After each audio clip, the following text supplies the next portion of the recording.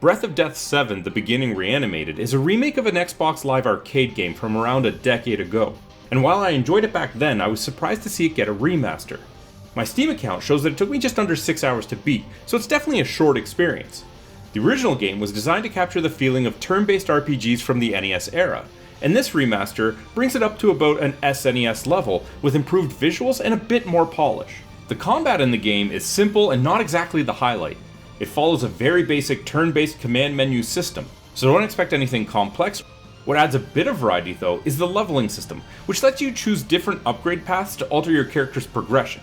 This allows for some customization and strategic thinking as you progress. One of the more convenient aspects of the game is that after each battle, all of your character's HP is fully restored, along with a small portion of their MP. This means that as long as you can survive the current fight, you can generally push forward without worrying too much about running out of resources. However, the game still has a grindy aspect. Random encounters can be tough, and with one unlucky roll mean the death of your entire party. This makes grinding necessary to stay on top.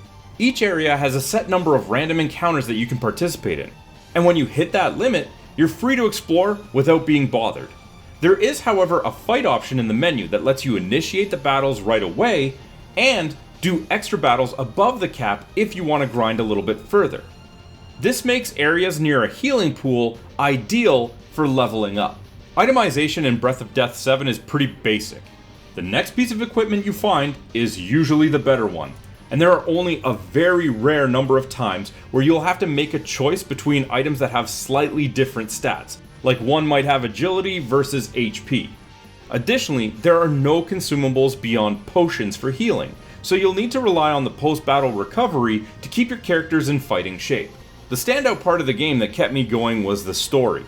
It's a self-aware parody of RPG tropes, featuring a party of 4 undead characters who team up to fight against other evil undead characters and other enemy types. Their interactions are full of humor and banter, setting up punchlines and adding a lighthearted, quirky touch to the narrative. While the story isn't particularly deep, it's fun and entertaining enough to keep you engaged for the duration of the game. All in all, the game isn't one I'd eagerly recommend over many others, nor would I warn people to steer clear from it.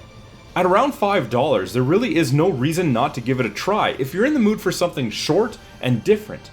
If you need a quick, nostalgic palate cleanser between the epic RPGs that are releasing these days, this little game can do the trick. Breath of Death 7: The Beginning Reanimated earns a 7 out of 10.